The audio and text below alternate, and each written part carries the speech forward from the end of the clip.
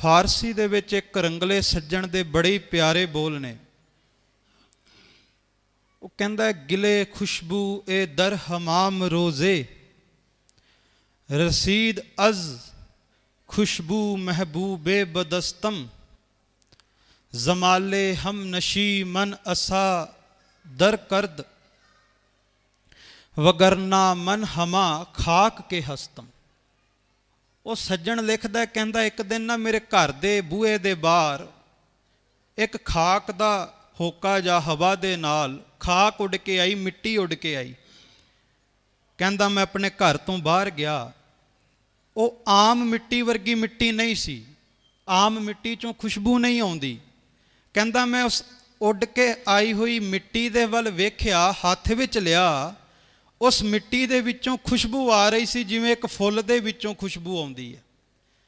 ਤੇ ਕਹਿੰਦਾ ਮੈਂ ਉਹਨੂੰ ਪੁੱਛਿਆ, ਰਸੀਦ ਅਜ਼ ਬਸਤੇ ਖੁਸ਼ਬੂ ਮਹਿਬੂਬੇ ਬਦਸਤਮ, ਕਿ ਤੇਰੇ ਵਿੱਚੋਂ ਖੁਸ਼ਬੂ ਆ ਰਹੀ ਹੈ, ਮਹਿਕ ਆ ਰਹੀ ਹੈ, ਤੂੰ ਫੁੱਲ ਤੇ ਨਹੀਂ ਜਾਪਦੀ, ਤੂੰ ਇੱਕ ਮਿੱਟੀ ਹੈ। ਇੱਕ ਮਿੱਟੀ ਦੇ ਵਿੱਚੋਂ ਇਹ ਖੁਸ਼ਬੂ ਦਾ ਕਾਰਨ ਕੀ ਹੈ? ਉਹ ਕਹਿੰਦਾ ਮੈਂ ਹੈਰਾਨ ਰਹਿ ਗਿਆ। ਮਿੱਟੀ ਕਹਿਣ ਲੱਗੀ, ਕਹਿੰਦੀ ਮੈਂ ਫੁੱਲਾਂ ਦੇ ਬਗੀਚੇ ਦੇ ਵਿੱਚ ਪਈ ਹੋਈ ਇੱਕ ਮਿੱਟੀ ਸਾਂ। ਕਹਿੰਦੀ ਉਹਨਾਂ ਫੁੱਲਾਂ ਦੀ ਖੁਸ਼ਬੂ ਨੇ ਐਸਾ ਅਸਰ ਕੀਤਾ, ਐਸਾ ਪ੍ਰਭਾਵ ਕੀਤਾ, ਇੱਕ ਫੁੱਲ ਦੀ ਖੁਸ਼ਬੂ ਮੇਰੇ ਅੰਦਰ ਗ੍ਰਹਿਣ ਹੋ ਗਈ। ਉਸ ਫੁੱਲ ਦੀ ਖੁਸ਼ਬੂ ਦੇ ਨਾਲ ਅੱਜ ਮੇਰੇ ਵਿੱਚੋਂ ਵੀ ਖੁਸ਼ਬੂ ਆ ਰਹੀ ਹੈ, ਨਹੀਂ ਤੇ ਮੈਂ ਤੇ ਇੱਕ ਮਾਮੂਲੀ ਜਿਹੀ ਮਿੱਟੀ ਸਾਂ। ਇਹ ਸਾਰਾ ਅਸਰ ਉਸ ਬਾਗ ਦਾ ਏ, ਉਸ ਬਗੀਚੇ ਦਾ ਏ। ਤੇ ਉਹ ਕਹਿੰਦਾ ਮੈਂ ਉੱਥੋਂ ਇੱਕ ਸਿੱਖਿਆ ਬੜੀ ਵੱਡੀ ਲਈ ਕਿ ਦੁਨੀਆ ਦੇ ਉੱਤੇ ਆਪਾਂ ਸਾਰੇ ਵੀ ਇੱਕ ਮਿੱਟੀ ਦੇ ਪੁਤਲੇ ਹੀ ਹਾਂ। ਭਾਵੇਂ ਕੋਈ ਫਕੀਰ ਹੈ, ਕੋਈ ਸੰਤ ਹੈ, ਤੇ ਭਾਵੇਂ ਕੋਈ ਗ੍ਰਸਤੀ ਹੈ, ਪਰ ਇੱਕ ਫਕੀਰ ਦੇ ਵਿੱਚੋਂ, ਇੱਕ ਸੰਤ ਦੇ ਵਿੱਚੋਂ ਖੁਸ਼ਬੂ ਆਉਂਦੀ ਹੈ ਇਬਾਦਤ ਦੀ, ਸਿਮਰਨ ਦੀ, ਸੇਵਾ ਦੀ। ਕਹਿੰਦਾ ਬਸ ਮੇਰੇ ਗੱਲ ਸਮਝ ਵਿੱਚ ਪੈ ਗਈ ਕਿ ਮਿੱਟੀ ਦੇ ਪੁਤਲੇ ਵੇਖਣ ਵਿੱਚ ਇੱਕੋ ਜਿਹੇ ਆ, ਬਾਹਰੋਂ ਸਰੀਰ ਵੇਖਣ ਵਿੱਚ ਇੱਕੋ ਜਿਹੇ ਆ, ਪਰ ਇੱਕ ਫਕੀਰ ਦੇ ਵਿੱਚੋਂ ਫਕੀਰੀ ਦੀ ਖੁਸ਼ਬੂ ਤਾਂ ਆਉਂਦੀ ਹੈ ਕਿਉਂਕਿ ਫਕੀਰ ਇੱਕ ਮਿੱਟੀ ਦੀ ਤਰ੍ਹਾਂ, ਇੱਕ ਖਾਕ ਦੀ ਤਰ੍ਹਾਂ ਆਪਣੇ ਮਹਿਬੂਬ ਦੇ, ਆਪਣੇ ਮੁਰਸ਼ਦ ਦੇ, ਆਪਣੇ ਗੁਰੂ ਨਾਨਕ ਦੇ ਦਰ 'ਤੇ ਪਿਆ ਹੀ ਰਹਿੰਦਾ ਹੈ, ਕਦੇ ਵੀ ਹੰਕਾਰ ਨਹੀਂ ਕਰਦਾ। ਭਾਵ ਉਹ ਚਰਨਾਂ ਦੀ ਖਾਕ ਬਣ ਜਾਂਦਾ ਹੈ। ਆਪਾਂ ਸ਼ਬਦ ਸਰਵਣ ਕਰ ਰਹੇ ਸਾਂ, ਅੰਤਰਜਾਮੀ ਪੁਰਖ ਵਿਧਾਤੇ ਸਰਦਾ ਮਨ ਕੀ ਪੂਰੇ, ਨਾਨਕ ਦਾਸ ਇਹ ਸੁਖ ਮੰਗੈ ਮੋਕੋ ਕਰ ਸੰਤਨ ਕੀ ਧੂਰੇ। ਗੁਰੂ ਘਰ ਦੀ ਧੂੜੀ ਬਣ ਜਾਣਾ ਖਾਲਸਾ ਜੀ, ਇਹ ਸਭ ਤੋਂ ਵੱਡੀ ਗੁਰੂ ਘਰ ਵਿੱਚ ਤਪੱਸਿਆ ਹੁੰਦੀ ਹੈ। ਸਤਿਗੁਰੂ ਗੁਰੂ ਹਰਗੋਬਿੰਦ ਸਾਹਿਬ ਜੀ ਦੇ ਜੀਵਨ ਦੇ ਵਿੱਚ ਇੱਕ ਘਟਨਾ ਮਿਲਦੀ ਹੈ। ਕਹਿੰਦੇ ਭਾਈ ਚੂੜ ਜੀ ਇੱਕ ਦਿਨ ਸਤਿਗੁਰੂ ਗੁਰੂ ਹਰਗੋਬਿੰਦ ਸਾਹਿਬ ਨੂੰ ਪੁੱਛਦੇ ਨੇ ਕਿ ਪਾਤਸ਼ਾਹ ਸੰਗਤ ਵਿੱਚ ਆਉਂਦੇ ਆ, ਸੰਗਤ ਵਿੱਚ ਆ ਕੇ ਸਾਡੇ 'ਤੇ ਕੋਈ ਬਖਸ਼ਿਸ਼ ਹੋਵੇ, ਕਿਰਪਾ ਹੋਵੇ, ਸਾਨੂੰ ਉਹ ਮਾਰਗ ਦੱਸੋ, ਰਸਤਾ ਦੱਸੋ। ਮੇਰੀ ਪੀਰੀ ਦੇ ਮਾਲਕ ਗੁਰੂ ਹਰਗੋਬਿੰਦ ਸਾਹਿਬ ਕਹਿਣ ਲੱਗੇ, ਸਿੱਖਾ, ਸਿੱਖੀ ਦਾ ਇੱਕ ਰੁੱਖ ਹੁੰਦਾ, ਇੱਕ ਦਰਖਤ ਹੁੰਦਾ, ਤੇ ਜਿਸ ਤਰ੍ਹਾਂ ਇੱਕ ਦਰਖਤ ਦੇ ਵਿੱਚੋਂ ਜੇ ਫਲ ਨੂੰ ਲੈਣਾ, ਫਲ ਨੂੰ ਛਕਣਾ, ਫਲ ਪ੍ਰਾਪਤ ਕਰਨਾ, ਤੇ ਸਭ ਤੋਂ ਪਹਿਲਾਂ ਜ਼ਰੂਰੀ ਹੈ ਕਿ ਉਸ ਦਰਖਤ ਦੀਆਂ ਜੜ੍ਹਾਂ ਮਜ਼ਬੂਤ ਹੋਣ, ਜੜ੍ਹਾਂ ਤੋਂ ਬਾਅਦ ਉਹਦੀਆਂ ਟਾਹਣੀਆਂ ਮਜ਼ਬੂਤ ਹੋਣ, ਟਾਹਣੀਆਂ ਤੋਂ ਬਾਅਦ ਉਹਦੇ ਪੱਤੇ ਮਜ਼ਬੂਤ ਹੋਣ। ਰੋਜ਼ਾਨਾ ਉਸ ਦਰਖਤ ਨੂੰ ਜਲ ਵੀ ਦਿੱਤਾ ਜਾਣਾ ਚਾਹੀਦਾ ਹੈ, ਤਾਂ ਹੀ ਉਸ ਦਰਖਤ ਦੇ ਵਿੱਚੋਂ ਕੋਈ ਰਸਦਾਇਕ ਫਲ ਪ੍ਰਾਪਤ ਹੁੰਦਾ ਹੈ। ਕਹਿਣ ਲੱਗਾ ਪਾਤਸ਼ਾਹ ਮੈਂ ਸਮਝਿਆ ਨਹੀਂ। ਕਹਿੰਦੇ ਸਿੱਖੀ ਇੱਕ ਦਰਖਤ ਦੀ ਤਰ੍ਹਾਂ ਹੈ, ਤੇ ਸਿੱਖੀ ਦੇ ਦਰਖਤ ਦੇ ਵਿੱਚ ਜੜ੍ਹਾਂ ਨੇ ਨਿਮਰਤਾ।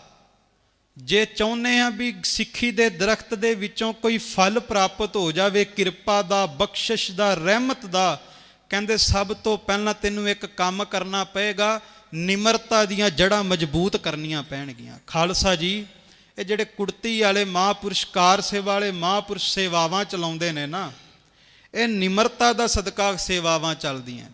ਸੰਤ ਬਾਬਾ ਹਰਬੰਸ ਸਿੰਘ ਜੀ ਕਾਰ ਸੇਵਾ ਵਾਲਿਆਂ ਦੇ ਅਕਸਰ ਇਹ ਬਚਨ ਨੇ ਕੁੜਤੀ ਵਾਲੇ ਫਕੀਰਾਂ ਨੂੰ ਕਿ ਸੱਜਣਾ, ਜੇ ਕਾਰ ਸੇਵਾ ਦੀ ਕੁੜਤੀ ਪਾ ਕੇ ਸੰਸਾਰ ਤੋਂ ਤਰਨਾ, ਫਿਰ ਇੱਕ ਗੱਲ ਚੇਤੇ ਰੱਖੀ, ਪਹਿਲਾਂ ਤੇਰੇ ਲਈ ਸੰਸਾਰ ਤੋਂ ਮਰਨਾ ਹੋਵੇਗਾ। ਜੇ ਪਹਿਲਾਂ ਸੰਸਾਰ ਤੋਂ ਮਰਿਆ ਨਹੀਂ, ਭਾਵ ਸੰਸਾਰ ਦੀਆਂ ਲੋੜਾਂ ਘਟਾਈਆਂ ਨਹੀਂ, ਹੰਕਾਰ ਨਹੀਂ ਛੱਡਿਆ, ਆਪਣਾ ਆਪ ਨਹੀਂ ਛੱਡਿਆ, ਫਿਰ ਚੇਤੇ ਰੱਖੀ ਕੱਲੀ ਕੁੜਤੀ ਪਾ ਕੇ ਤਰਿਆ ਨਹੀਂ ਜਾਣਾ। ਤਰੇਗਾ ਉਹੀ ਜਿਹੜਾ ਫਕੀਰੀ ਲਿਬਾਸ ਧਾਰਨ ਕਰਕੇ ਫਕੀਰੀ ਅੰਦਰ ਤੱਕ ਲੈ ਜਾਵੇ। ਖਾਲਸਾ ਜੀ, ਸਤਿਗੁਰੂ ਨੇ ਕਿਹਾ ਸਭ ਤੋਂ ਪਹਿਲੀ ਜੜ ਹੈ ਨਿਮਰਤਾ। ਸਿੱਖੀ ਦੇ ਦਰਖਤ ਦੇ ਵਿੱਚ ਨਿਮਰਤਾ ਤੋਂ ਬਾਅਦ ਇਸ ਦਰਖਤ ਦੇ ਵਿੱਚ ਟਾਹਣੀਆਂ ਨੇ ਸੇਵਾ ਦੀ, ਗੁਰੂ ਘਰ ਦੀ ਸੇਵਾ ਦੀ। ਸਤਿਗੁਰ ਕੀ ਸੇਵਾ ਸਫਲ ਹੈ ਜੇ ਕੋ ਕਰੇ ਚਿੱਤ ਲਾਏ। ਕਹਿੰਦੇ ਸੇਵਾ ਦੀ ਟਾਹਣੀਆਂ ਤੋਂ ਬਾਅਦ ਫਿਰ ਪੱਤੇ ਨੇ ਗੁਰ ਸ਼ਬਦ ਵਿਚਾਰ ਦੇ, ਸ਼ਬਦ ਦੀ ਸੋਝੀ ਦੇ। ਇਹ ਬਹੁਤ ਜ਼ਰੂਰੀ ਨੇ ਇਸ ਦਰਖਤ ਦੇ ਵਿੱਚੋਂ ਫਲ ਲੈਣ ਲਈ। ਤੇ ਹੁਣ ਜਿਵੇਂ ਦਰਖਤ ਨੂੰ ਰੋਜ਼ਾਨਾ ਜਲ ਦਾ ਛਿੜਕਾਅ ਕੀਤਾ ਜਾਂਦਾ ਹੈ, ਕਹਿੰਦੇ ਛਿੜਕਾਅ ਤੈਨੂੰ ਵੀ ਕਰਨਾ ਪਏਗਾ, ਪਰ ਛਿੜਕਾਅ ਕਰਨਾ ਪਵੇਗਾ ਨਾਮ ਰੂਪੀ ਅੰਮ੍ਰਿਤ ਜਲ ਦਾ ਅੰਮ੍ਰਿਤ ਵੇਲੇ ਉੱਠ ਕੇ। ਕਾਰ ਸੇਵਾ ਦੇ ਵਿੱਚ 2 ਵਾਰ ਦਿਨ ਦੇ ਵਿੱਚ ਜ਼ਰੂਰ ਨਾਮ ਦਾ ਹੋਕਾ ਦਿੱਤਾ ਜਾਂਦਾ ਹੈ। ਦੂਸਰਾ, ਕਿਤੇ ਵੀ ਸੇਵਾ ਤੇ ਲੈ ਕੇ ਜਾਣ ਤੇ ਤਾਂ ਵੀ ਸਤਿਨਾਮ ਵਾਹਿਗੁਰੂ ਦਾ ਅਭਿਆਸ ਕਰਾਇਆ ਜਾਂਦਾ ਹੈ। ਦੱਸਿਆ ਜਾਂਦਾ ਹੈ ਕਿ ਸਿੱਖੀ ਦੇ ਦਰਖਤ ਦੇ ਵਿੱਚੋਂ ਸਿੱਖੀ ਦੀਆਂ ਜੜ੍ਹਾਂ, ਸਿੱਖੀ ਦੀਆਂ ਟਾਹਣੀਆਂ ਤਾਂ ਹੀ ਮਜ਼ਬੂਤ ਹੋਣਗੀਆਂ ਜੇ ਇਹਦੇ ਉੱਤੇ ਨਾਮ ਰੂਪੀ ਅੰਮ੍ਰਿਤ ਜਲ ਦੀ ਵਰਖਾ ਹੁੰਦੀ ਰਹੇਗੀ। ਤੇ ਕਹਿੰਦੇ ਜੇ ਇਹ ਸਾਰੀਆਂ ਚੀਜ਼ਾਂ ਹੋਣ, ਨਿਮਰਤਾ ਦੀ ਜੜ ਪੱਕੀ ਹੋਵੇ, ਮਜ਼ਬੂਤ ਹੋਵੇ, ਸੇਵਾ ਦੀ ਟਾਹਣੀਆਂ ਪੱਕੀਆਂ ਹੋਣ, ਤੇ ਗੁਰ ਸ਼ਬਦ ਦੀ ਵਿਚਾਰ ਦੇ ਪੱਤੇ ਵੀ ਪੱਕੇ ਹੋਣ, ਮਜ਼ਬੂਤ ਹੋਣ, ਤੇ ਉੱਤੋਂ ਨਾਮ ਰੂਪੀ ਅੰਮ੍ਰਿਤ ਜਲ ਦੀ ਵਰਖਾ ਹੁੰਦੀ ਹੋਵੇ, ਫਿਰ ਚੇਤੇ ਰੱਖੀ ਗੁਰ ਪ੍ਰਸਾਦ ਦਾ ਫਲ ਤੈਨੂੰ ਜ਼ਰੂਰ ਮਿਲੇਗਾ, ਤੇਰੀ ਝੋਲੀ ਵਿੱਚ ਜ਼ਰੂਰ ਪਵੇਗਾ। ਕਿਰਪਾ ਦਾ, ਬਖਸ਼ਿਸ਼ ਦਾ, ਰਹਿਮਤ ਦਾ, ਤਰਸ ਦਾ ਫਲ ਤੇਰੀ ਝੋਲੀ ਵਿੱਚ ਜ਼ਰੂਰ ਪਵੇਗਾ। ਮੈਂ ਇੱਕ ਬੇਨਤੀ ਕਰਾਂ ਖਾਲਸਾ ਜੀ ਕਿ ਆਪਾਂ ਉਹਨਾਂ ਮਹਾਂਪੁਰਸ਼ਾਂ ਦੀ ਯਾਦ ਵਿੱਚ ਜੁੜੇ ਜਿਨ੍ਹਾਂ ਨੇ ਸੇਵਾ ਕੀਤੀ ਹੈ। ਮੈਨੂੰ ਅੱਜ ਵੀ ਚੇਤੇ ਹੈ, ਕਹਿੰਦੇ ਬਾਬਾ ਜਸਬੀਰ ਸਿੰਘ, ਜਿਨ੍ਹਾਂ ਨੂੰ ਆਪਾਂ ਬਾਬਾ ਭੀਰਾ ਜੀ ਕਹਿੰਦੇ ਹਾਂ, ਜਿੱਥੇ ਪਤਾ ਲੱਗਦਾ ਸੀ ਨਾ ਕਿ ਗੁਰੂ ਘਰ ਦੀ ਇਮਾਰਤ ਦੀ ਸੇਵਾ ਚੱਲਣੀ ਹੈ ਤੇ ਅੰਦਰ ਚਾਅ ਹੁੰਦਾ ਸੀ ਵੀ ਜਾ ਕੇ ਬਾਬੇ ਦੇ ਘਰ ਦੀ ਸੇਵਾ ਕਰੀਏ। ਤੇ ਸਭ ਤੋਂ ਵੱਡੀ ਗੱਲ ਕਿ ਸੇਵਾ ਕਰਨ ਵੇਲੇ, ਗੁਰੂ ਘਰ ਦੀ ਕਾਰ ਕਰਨ ਵੇਲੇ ਸਭ ਤੋਂ ਪਹਿਲਾ ਨੇਮ ਸੀ ਵੀ ਕਾਰ ਨੂੰ ਕਰਦੇ ਸਨ ਪਰ ਸੇਵਾ ਸਮਝ ਕੇ ਕਰਦੇ ਸਨ। ਕਾਰ ਸੇਵਾ ਤੋਂ ਭਾਵ ਹੈ ਕੰਮ, ਕਾਰ ਤੋਂ ਭਾਵ ਹੈ ਕੰਮ ਕਰਨਾ, ਪਰ ਗੁਰੂ ਘਰ ਦੇ ਕੰਮ ਨੂੰ ਸੇਵਾ ਕਰਕੇ, ਸੇਵਾ ਸਮਝ ਕੇ ਕਰਨਾ, ਇਹ ਕਾਰ ਸੇਵਾ ਵਾਲੇ ਮਹਾਂਪੁਰਖਾਂ ਦੇ ਹਿੱਸੇ ਆਇਆ। ਕਹਿੰਦੇ ਚਾਅ ਚੜ੍ਹਨਾ ਅੰਦਰੋਂ ਵੀ ਗੁਰੂ ਨਾਨਕ ਦੀ ਫੁਲਵਾੜੀ ਵਧਾਉਣੀ ਹੈ, ਗੁਰੂ ਘਰ ਦੀ ਸੇਵਾ ਕਰਨੀ ਹੈ। ਵੱਡੇ ਵੱਡੇ ਪ੍ਰੋਜੈਕਟ ਅੰਮ੍ਰਿਤਸਰ ਦੀ, ਤਰਨ ਤਾਰਨ ਦੀ ਧਰਤੀ ਤੋਂ ਲੈ ਕੇ ਕਿਤੇ ਪਟਨਾ ਸਾਹਿਬ, ਹਜੂਰ ਸਾਹਿਬ, ਰਾਜਸਥਾਨ ਤੱਕ ਜਾ ਕਰਕੇ ਵੀ ਸੇਵਾਵਾਂ ਕੀਤੀਆਂ। ਕਹਿੰਦੇ ਇੱਕ ਦਿਨ ਕਿਸੇ ਸੇਵਾਦਾਰ ਨੇ ਕਿਹਾ, ਮਹਾਂਪੁਰਸ਼ੋ ਸੇਵਾਵਾਂ ਤੇ ਬਹੁਤ ਵੱਡੀਆਂ ਸ਼ੁਰੂ ਕੀਤੀਆਂ ਨੇ, ਪ੍ਰੋਜੈਕਟ ਬੜੇ ਬੜੇ ਵੱਡੇ ਨੇ, ਮਾਇਆ ਤੋਂ ਬਿਨਾਂ ਪ੍ਰੋਜੈਕਟ ਨਹੀਂ ਪੂਰੇ ਹੁੰਦੇ, ਸੇਵਾਵਾਂ ਸੰਪੂਰਨ ਨਹੀਂ ਹੁੰਦੀਆਂ, ਪ੍ਰੋਜੈਕਟ ਤੇ ਬੜੇ ਬੜੇ ਵੱਡੇ ਛੇੜੇ ਨੇ, ਸੇਵਾ ਸੰਪੂਰਨ ਕਿਵੇਂ ਹੋਵੇਗੀ? ਇਹ ਸੇਵਾਵਾਂ ਗੁਰੂ ਘਰ ਦੀਆਂ ਕਿਵੇਂ ਚੱਲਣਗੀਆਂ? ਤੇ ਮਹਾਂਪੁਰਖ ਅੱਗੋਂ ਕਹਿਣ ਲੱਗੇ, ਸੱਜਣਾ ਚੇਤੇ ਰੱਖੀ, ਮੈਂ ਮੰਗਤਾ ਉਹਦੇ ਦਰ ਦਾ ਜਿਹੜਾ ਮੰਗਤਾ ਬਣਨ ਨਹੀਂ ਦਿੰਦਾ। ਜਿਹੜਾ ਗੁਰੂ ਨਾਨਕ ਦਾ ਮੰਗਤਾ ਬਣ ਜਾਂਦਾ, ਬਾਬਾ ਨਾਨਕ ਦੁਨੀਆ ਦਾ ਮੰਗਤਾ ਨਹੀਂ, ਦੁਨੀਆ ਦਾ ਬਾਦਸ਼ਾਹ ਬਣਾ ਦਿੰਦਾ। ਖਾਲਸਾ ਜੀ ਕਹਿਣ ਲੱਗੇ, ਮੈਂ ਮੰਗਤਾ ਉਹਦੇ ਦਰ ਦਾ ਜਿਹੜਾ ਮੰਗਤਾ ਬਣਨ ਨਹੀਂ ਦਿੰਦਾ, ਜਿਹਦੀ ਸੇਵਾ ਲਈ ਅਰਦਾਸ ਕਰਕੇ ਸੇਵਾ ਸ਼ੁਰੂ ਕੀਤੀ ਹੈ, ਉਹ ਸੇਵਾ ਵੀ ਉਹਨੇ ਆਪਣੇ ਆਪ ਕਰਾ ਦੇਣੀ ਹੈ, ਬਸ ਮਾਣ ਆਪਣੇ ਸੇਵਕਾਂ ਦੀ ਝੋਲੀ ਵਿੱਚ ਪਾ ਦਿੰਦਾ।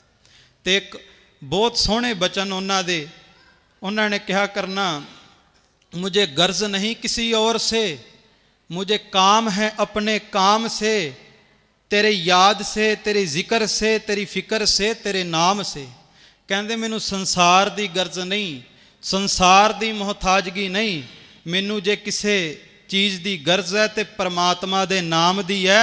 परमात्मा दा नाम लैके सेवा शुरू करांगे तो सेवा विच परमात्मा ने आप आके खड़ जाना है। क्योंकि फकीरी दे राह दे विच खालसा जी सेवा सिमरन ते निमरता